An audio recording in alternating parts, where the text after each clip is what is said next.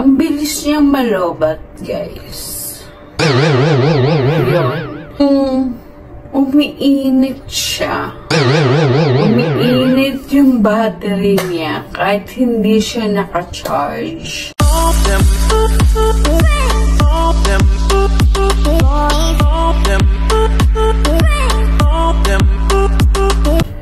Hello everyone! Welcome back po ulit sa ating YouTube channel. Ayan, kung kayo po ay bago po dito sa aking YouTube channel, pa-subscribe naman ako, guys. Ayan, ako po si Dada, ang inyong Tinderella in Kuwait, ang inyong online seller dito sa Kuwait.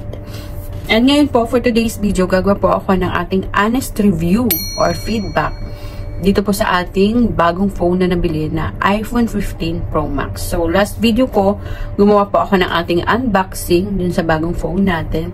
And for today, gagawa po tayo ng ating feedback. And ito po yung aking mga naranasan or based lang po sa aking experience para po dito sa aking phone. So, kung hindi nyo naman po naranasan ito, is okay lang. So, ito lang po yung ating ibabahagi. Baka pares po tayo ng mga experience. Okay, so, yon. So, una, siguro ang masasabi ko dito sa iPhone 15 pagdating talaga sa video at picture is sobrang napakaganda talaga. As in, number one talaga sila. Ang ganda talaga ng quality ng video and ng pictures. Ayan, kung mapapansin nyo, ito yung mga pictures, mga bagong pictures ko, nagawa ko sa, ayan yung mga pinasa kong about sa aking mga report, sa aking trabaho.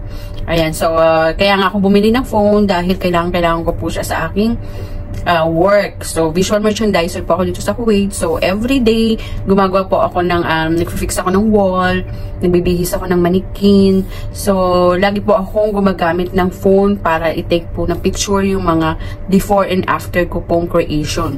So, kaya bumili tayo ng magandang phone kasi kailangan po natin ng magandang quality talaga ng pictures. So kung pagdating sa pictures and video, napakaganda talaga ng iPhone.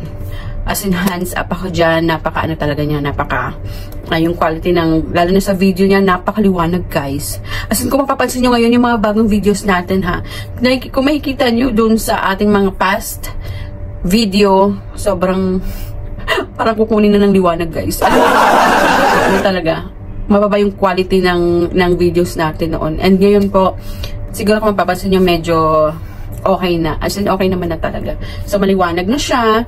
And, ayan, kung mapapansin nyo, lahat ng pimples ko, kitang-kita na. Yan po talaga yung totoo.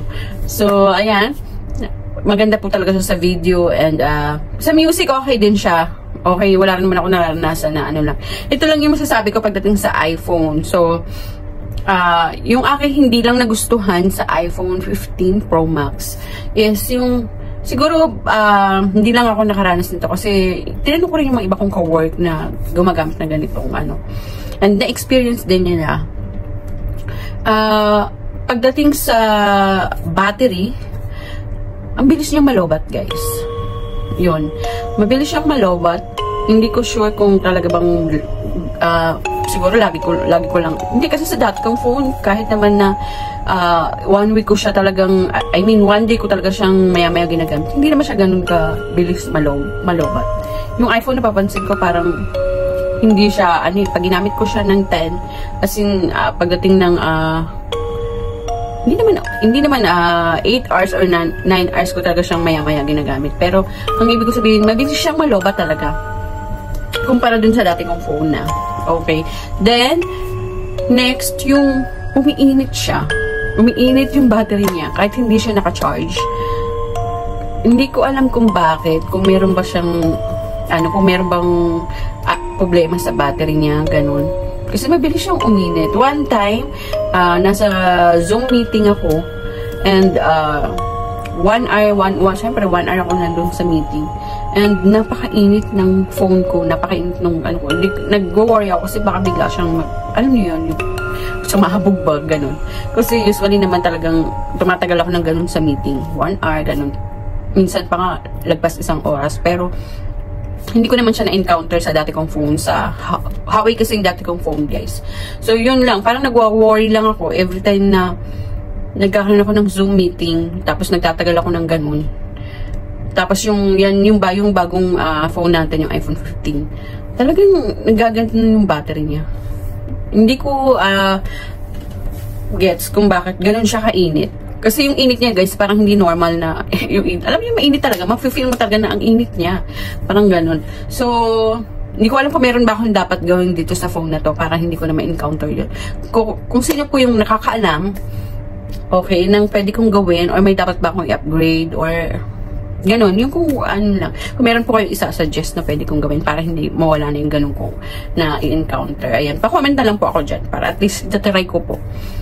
Tapos, minsan kasi na-encounter ko din po, kahit hindi ako nasa meeting, may time na, kahit nasa ko lang siya, nasa pocket ko lang siya, or nasa bed ko lang siya. Tapos, pag kinuha ko siya, ang init niya. Hindi ko naman siya ginagamit. Ano niya yun, yung ganun. Pero hindi ko alam bakit. So, actually, hindi ko pa naman siya napapatingin sa shop. Baka may problem lang, or tapos, kasi, nung tinanong ko din yung ibang friend ko na may ganun ding minsan doon na-encounter din nila. Pero, ayun nga, yun ang advice nila sa akin, ipa-check ko din sa baka nga may problem. Hindi ko alam kung normal lang ba yun sa iPhone 15. Kasi ang dami ko narinig na ganun na na-encounter din nila sa iPhone 15. Ganon, yun yung mga na-experience ko, guys. Pero pagdating sa ang ganda niya talaga, guys. Ang ganda niyang gamitin. Lalo na kapag yun nga, kailangan niya ng mga high quality talaga ng mga pictures, videos, and music. Kahit madilim, alam niyo yun, kahit na gabi, ang ganda pa rin talaga ng quality ng video niya. So, compare sa iba talagang phone. So, ayun lang, guys. Yun lang naman yung masasabi ko. Yung ating honest review pagdating dito sa iPhone 15. So, kung meron po kayong mga gustong i-advise sa akin na pwede kong gawin para, ayan, ma-try din natin. Malay nyo, diba? Maging okay na rin yung ating try ko din siya ipa-check. So, 1 month ko pa lang. May 1 month na ba? Parang wala pa ata siyang 1 month na ginagamit. So, ayan. And, under pa naman din siya ng warranty. So, pwede ko pa rin naman siyang ipa-check. Ayan. Gusto ko lang i-share sa inyo, guys, yung aking mga experience sa ating bagong phone. And, yun lang po. Ayan. Sa lahat po ng ating hindi pa subscriber ng ating channel, ayan, pa-subscribe naman yan, guys, dyan sa ating basta pag-subscribe po dyan. Ayan, thank you for watching po, and God bless everyone. Ayan, kung meron po kayong gustong gawin natin dito sa Kuwait, ayan, comment nyo lang po dyan, and share nyo na rin po yung ating video. Thank you for watching, guys. God bless. Bye!